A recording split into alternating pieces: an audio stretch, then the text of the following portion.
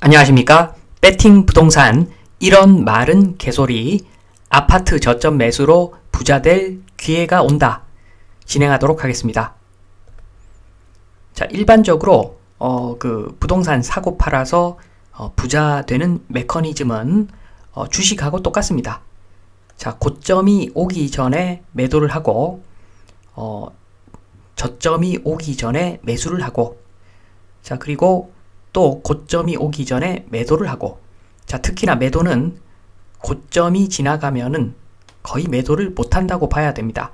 자, 그래서 한마디로 싸게 사서 비싸게 파는, 자, 그걸 반복하면은 부자가 되는 거죠. 자, 부동산을 투자하든 주식을 투자하든 저점 매수, 고점 매도하면은 부자가 되는 겁니다. 자, 요것밖에 없습니다. 사실은 자, 진리는 요겁니다. 요것밖에 없습니다. 자, 물론 요 타이밍 맞추는 것은 어렵지만, 자, 부자 되는 방법은 요것밖에 없습니다. 약간 시각을 좀 바꿔서 갈아타기 한번 보겠습니다. 저렴한 집을 팔고 비싼 집을 사서 점점 좋은 곳으로 이사가는 어떤 그런 구조. 자, 그것은 별거 아닙니다. 자, 저가집을 팔고 고가집을 샀는데 그 시장이 주택 가격이 쭉쭉 올라가는 그런 상황이면 무조건 좋습니다. 무조건 좋죠. 갈아타기가. 왜냐하면 저렴한 집보다 비싼 집이 더 많이 오르기 때문에 당연한 겁니다. 상승장에서는 갈아타기 하면은 무조건 성공이죠. 좋습니다. 자, 그런데 하락장 한번 보겠습니다.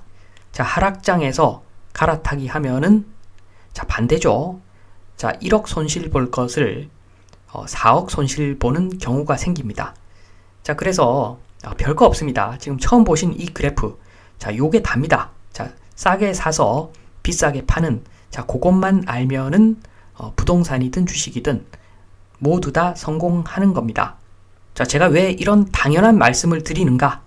자, 약을 파는 사람들이 앞으로 많이 생길 겁니다. 자, 지금까지도 많았죠. 지금 작년만 하더라도 계속 오른다고 사라고 했던 사람들, 자, 지금 책임지는 사람이 누가 있습니까? 자, 그런 이야기 듣고서 그냥 공부도 제대로 하지 않고 매수한 사람만 그냥 자기 탓을 할 수밖에 없는, 자, 그런 상황입니다, 지금. 자, 그래서 관련된 뉴스를 좀 보면은 혼돈의 부동산 부자 될 마지막 기회에 있다, 뭐 이런 기사인데, 앞으로 요런 뉴스들 계속 나올 겁니다. 저점 매수 찬스, 부자 될 찬스, 뭐 이런 이야기들. 자, 그런데 여기서 일단 마지막, 자, 요것은 좀 과했습니다. 마지막 이런 거 없습니다. 세상에 마지막 이런 게 어디 있습니까? 자, 마지막 이 글자는 빼야 될 것 같고, 부자 될 기회 있다 라고 하는데, 자, 이것은 언제나 있는 겁니다. 부자 될 기회는 항상 있습니다.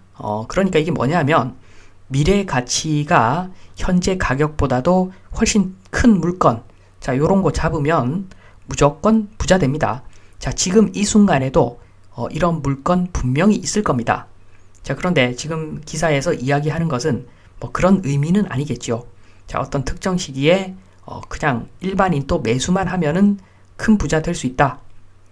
결국에는 뭐 이런 논조의 이야기인 것 같은데, 자, 그런 일이 앞으로도 생길 것인가? 과거처럼 일반인이 매수만 하면 그냥 오르는 일이 생길 것인가? 자, 요 부분에 대한 이야기를 좀 하겠습니다. 자, 일반적인 이야기 보겠습니다. 일반적인 이야기는 지금 인구 감소, 인구 절벽인데, 자, 요것부터 보겠습니다. 왼쪽에 있는 사람이 오른쪽으로 변하죠. 운동을 좀 하면. 자, 이것은 다이어트는 좋은 건데 인구 감소는 뼈 아픈 거죠. 자, 그런데 인구가 감소가 되면은, 자, 지금 배 부분이 있고 허벅지 부분이 있고 발 부분이 있습니다. 배 부분은 수도권이라고 보시면 됩니다. 그리고 허벅지는 뭐 광역시 정도 될 것이고, 발끝은 땅끝 정도 될 겁니다. 땅끝. 자, 그러니까 발끝부터 보시면 저 땅끝은, 자, 어차피 지금도 인구 없고 농사 짓는 땅입니다. 자, 나중에 크게 뭐 인구가 줄어들 일이 크게 없겠죠. 자, 부동산 가격도 크게 안 떨어질 겁니다. 저런 데는. 자, 그리고 광역시 보면은, 자, 어느 정도 빠지겠죠. 자, 그런데 문제는 수도권이라고 저는 봅니다. 자, 수도권. 지금은 엄청나게 배가 부르죠.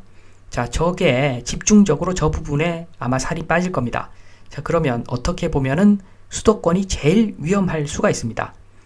자, 물론 이것은 정상적인 경우를 이야기한 것이고, 자, 국가를 운영하는 사람들, 자, 그리고 그 국가를 운영하는 사람들을 뽑은 국민들, 자, 그 사람들이 어떤 생각을 가지느냐에 따라서 인구 구조 많이 다르겠죠.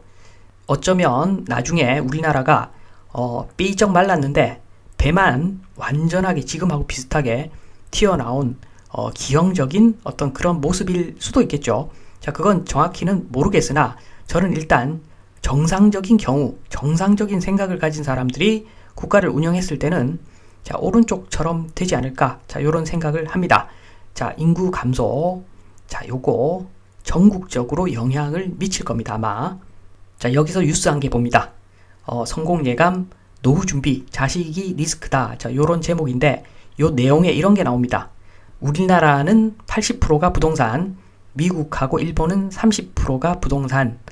자, 그리고 일본 같은 경우에 동경 수도권에 사는데 28평짜리 아파트가 84년도에 1억 2천만 원에 샀는데 그게 91년도에 3억 6천까지 올랐다가 지금은 3천만 원에서 4천만 원 정도, 3천만 원에서 4천만 원 정도 한다.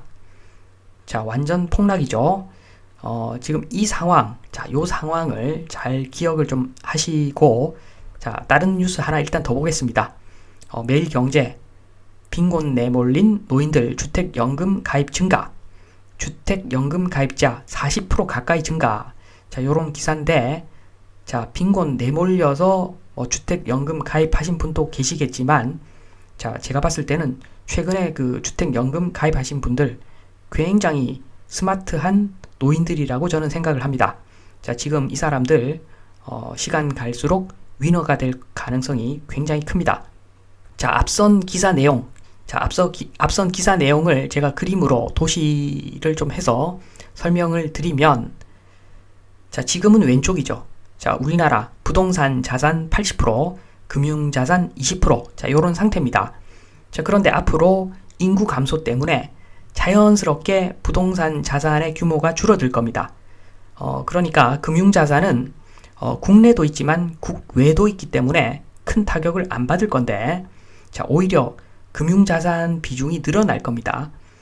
그러니까 지금 가정은 우리나라 GDP가 거의 뭐 일정하다는 가정하에 이야기 드리는 겁니다. 자, 그러니까 인구는 줄어들지만 GDP는 그대로. 자, 그 이야기는 1인당 GDP는 올라간다. 자, 요런 긍정적인 가정하에 지금 설명드리는 건데, 자, 그러면 인구가 줄어들면 그 인구 줄어드는 그 영향은 부동산은 100% 다 받겠죠. 부동산은 전적으로 인구의 영향을 받게 되어 있습니다. 금융자산은 영향을 받지 않고 국외가 있기 때문에. 자, 그러니까 자, 이런 경우에 자연스럽게 부동산 자산 규모가 축소가 될 겁니다. 자, 그러면 예전처럼 부동산 재미가 없죠. 자, 그러면 여기서 추가적인 효과, 부동산 노잼, 부동산 재미가 없으니까 부동산 자산 투자 더 안 할 겁니다. 자, 그러면 결국에는 일본이나 미국처럼 우리나라도 부동산 30%, 금융자산 70% 이렇게 선진국하고 비슷한 어떤 그런 구조가 될 겁니다. 자, 그러니까 이 그림만 보시면 아시겠지만, 자, 시장이 커지는 시장에 투자를 해야 되는 거죠. 자, 그래서 제가 최근에 차라리 지금은 주식 투자하는 것이 맞는 그런 시기 같다. 제가 항상 드리는 말씀이 이 부분에 있습니다. 그러니까 부동산은 정말 공부를 정말 많이 해서 정말 괜찮은 놈만 투자를 해야 되는 거지. 자, 그것도 저렴하게, 괜찮은 놈을 저렴하게 매수를 해야 되는 거지. 예전처럼 그냥 조금 떨어졌다고 찬스다 사자.